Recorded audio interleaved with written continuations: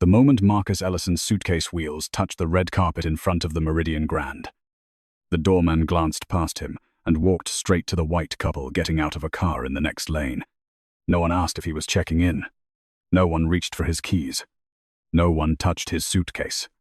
He stood there for a short beat, one hand on the pull handle, the other holding a thin briefcase. Then he pulled the suitcase along himself, like a man who'd seen this enough times not to wait at the door. 11:23 in the morning. The hotel facade gleamed in the sun. The glass revolving door reflected the line of cars parked at the entrance. 2 square-cut potted plants flanked the red carpet. A bellman stood angled toward the newly arrived couple. Marcus walked straight inside, his shoes making a dry, even sound on the stone floor. Dark grey coat, well-fitting, white shirt, black-faced watch, a small, charcoal-colored suitcase, a thin leather briefcase tucked under his elbow. The main lobby opened up high, a chandelier hanging from the center of the ceiling. The marble floor so polished it reflected the feet of people walking by. To the right was a long reception desk, with 4 monitors behind it showing the check-in system. To the left was a low-slung waiting area where a family of 4 sat near a floral arrangement.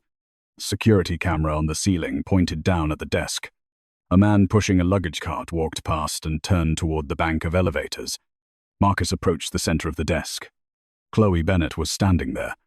She wore a cream-colored uniform, her hair tied back neatly, a name tag pinned right over her left breast.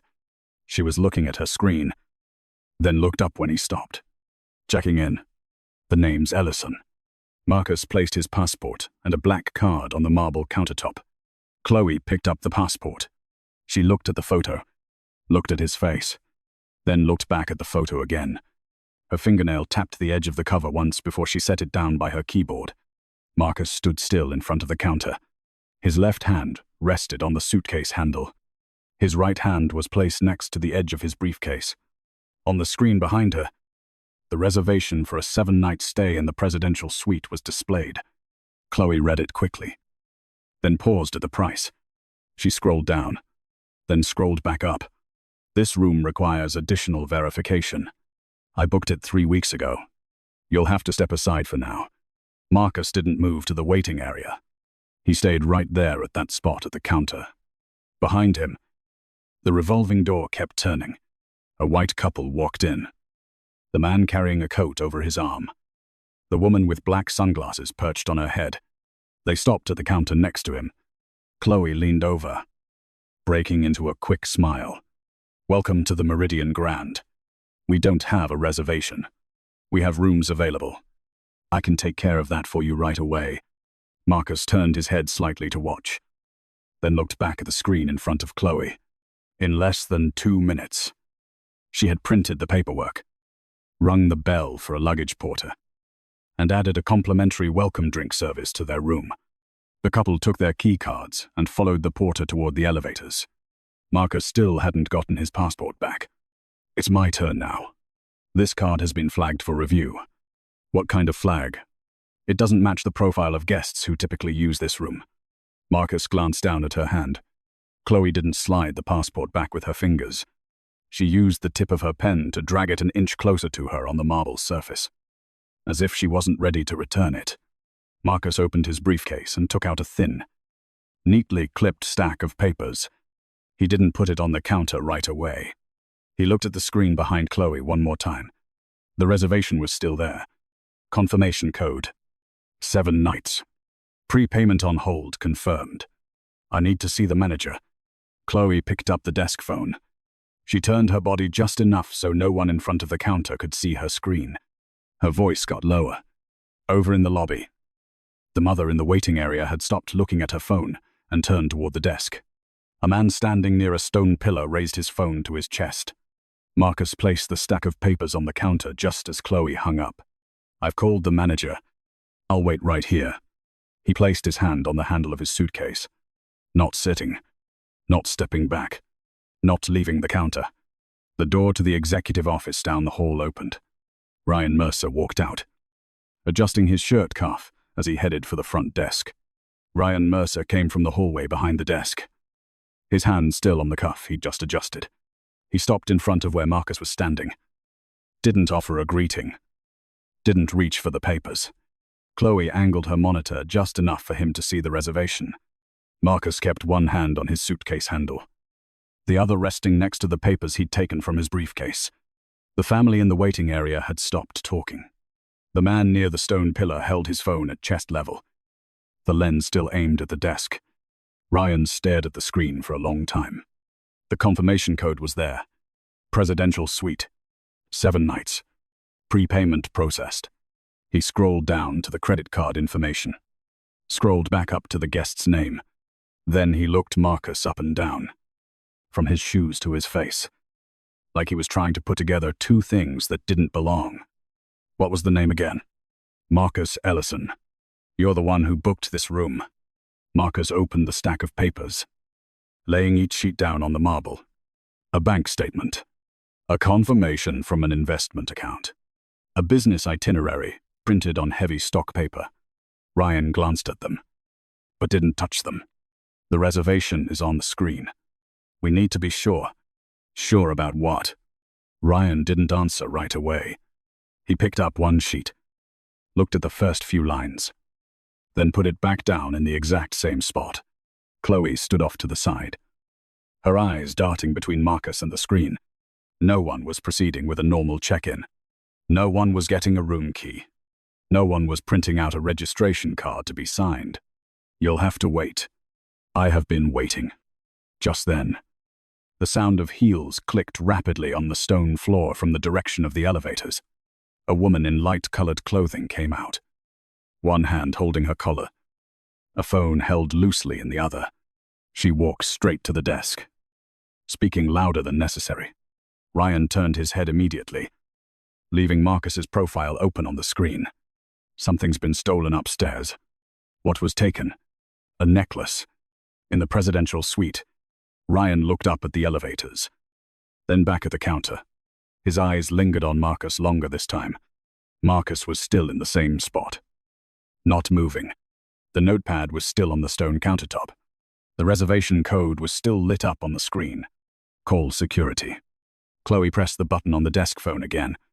The woman stood close to the edge of the counter, glancing at Marcus, then down at his suitcase. No one asked her when she'd last seen the item. No one cancelled the half-finished check-in. The entire front desk had changed its focus, while the valid reservation data was still open right in front of them. 2 security guards came out from a back door. Ethan Cole was in the lead. Black vest, clear earpiece, short, firm steps. The man with him stood off to the right, blocking half the path to the revolving door. Ethan looked at Ryan first, then at Marcus, then at the small suitcase by his feet. Stay right where you are. I've been standing here the whole time. Put the bag down. Marcus placed his slim briefcase on the stone countertop, but his hand stayed on the handle of his suitcase. Ethan took another half-step forward. Open the briefcase. Am I being detained? Ryan cut in before Ethan could answer. He made a short gesture toward the elevators, then toward Marcus, as if connecting the two. He's been here for almost 20 minutes. I was being held up at the counter. The woman from the elevator spoke up immediately, her eyes still fixed on Marcus. I saw him near the elevators earlier. Marcus glanced at her once, then turned back to Ethan. I do not consent to opening my briefcase. Phones in the lobby were being raised higher. Nia Parker, the woman who'd been standing near the stone pillar, had taken a few steps forward. Her phone was aimed straight at the counter, capturing Marcus, security, and the still-lit check-in screen behind Chloe. Ethan reached behind his back and took out his handcuffs. Ryan didn't tell him to stop. Chloe didn't turn back to her screen either. The notepad Marcus had set down was still in the same place, unused for finishing the check-in, and unused for correcting the mistake that had been made from the start. Turn around. I'm not resisting. Marcus took his hand off the suitcase handle. Ethan pulled his wrists behind his back. The click of the metal cuffs was loud in the lobby. No one else was approaching the counter now. The family in the seating area all stood up. Ryan took out his phone and dialed another number. Call the police. Just as the cuffs locked, the revolving door spun again. 2 police officers walked in from the main entrance. Dana Brooks was in front.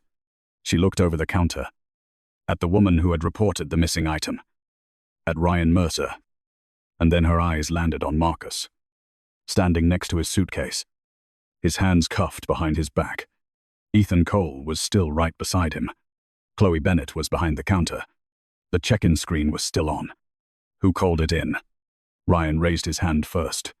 We did. There's suspicion of a high-value theft. Dana walked over to Marcus first. She looked at his coat, at the briefcase on the countertop, then at the small suitcase standing by his feet. Your name? Marcus Ellison. Where's your ID? Wallet's in my left jacket pocket. Dana slowly took out the wallet, opening each slot. Inside was a driver's license, a few cards, and a black business card with silver lettering. She looked at that one longer than the others. Then she looked up at Marcus again. After that, she turned to Ryan. What did you say your grounds for detaining him were? He was standing here for almost 20 minutes. Got into an argument at the counter, and it was right when a theft was reported from the presidential suite. Dana didn't nod. She turned to the woman who reported the theft. Did you see him with the item? No. But I saw him near the elevators. Being near the elevators isn't proof. The lobby grew noticeably quiet. Ethan took his hand off Marcus's arm. But the cuffs stayed on. Nia Parker, standing by the stone pillar, still held her phone up. Her screen was live-streaming the entire front desk area. Dana looked over at Chloe. Where's the reservation file? Chloe turned the monitor around. The confirmation code was still there. Presidential suite. 7 nights. Reservation paid in full 3 weeks ago. Dana finished reading, then asked another question, her voice still flat. Then why wasn't he checked in? No one answered right away. Marcus stood straight, his wrists still behind his back. I showed them my papers. They moved on to extra verification. Then they called a manager. Then security. And that brings us to what you see now. Dana looked at the business card again. She stepped to one side, speaking quietly with her partner. Then she turned back to Ethan. Take off the cuffs. Ryan edged forward half a step. We haven't checked his briefcase yet. Dana turned to face him completely. If you have evidence, present it. If you don't, step back. Ethan unlocked the cuffs. Marcus brought his hands forward. He rotated his wrists slightly, then placed his hands on the handle of his suitcase. He didn't rub them much, didn't say another word. Just then, the phone in Marcus's jacket pocket buzzed. Dana took it out. The screen showed the name Allison Reed. She held the phone near him. Can you take this call? Marcus tilted his head to accept the call. The voice on the other end was loud enough for several people nearby to hear. I've been monitoring this from the beginning. The legal team is on the line. William Harper is here as well. Ryan's hand, which was resting on the counter, tightened when he heard that name. The call was switched to speakerphone. William Harper's voice cut through the lobby, short and heavy. Who's the hotel manager on duty there? Ryan swallowed hard and stepped forward to take the phone. I am. The man you just had detained is Marcus Ellison, the founder and operator of this entire hotel chain. You just had a guest with a valid reservation detained in the lobby of his own establishment. The phone slipped from Ryan's hand, clattering softly on the stone countertop. Chloe stood frozen. Ethan took a full step back. The woman who made the report touched her own neck. The necklace had been there the whole time. More phones in the lobby moved in closer. Marcus bent down and picked up the phone. He opened the internal app. The operations dashboard and the day's shift schedule appeared on the screen. As of this moment, Ryan Mercer is no longer managing this desk. Ryan looked up at the monitor behind Chloe.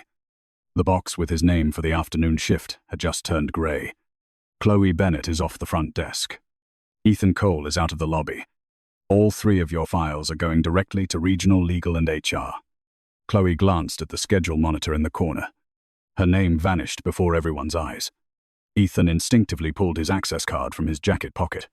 The light on the edge of the card had just changed to a pending verification color.